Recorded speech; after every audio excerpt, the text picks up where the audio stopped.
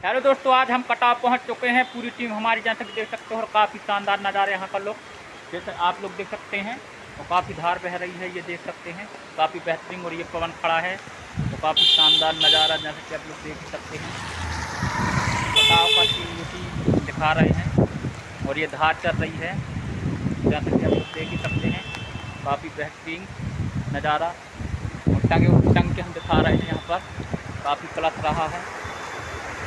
ये धार पलट रही है, जैसे कि आप लोग देख सकते हैं। काफ़ी बेहतरीन शानदार लोक नज़ारा। और ये कटाव काफ़ी प्रसिद्ध धाम है, और काफ़ी यहाँ पर बहुत भीड़ लगती है कटाव का मेला जब लगता है।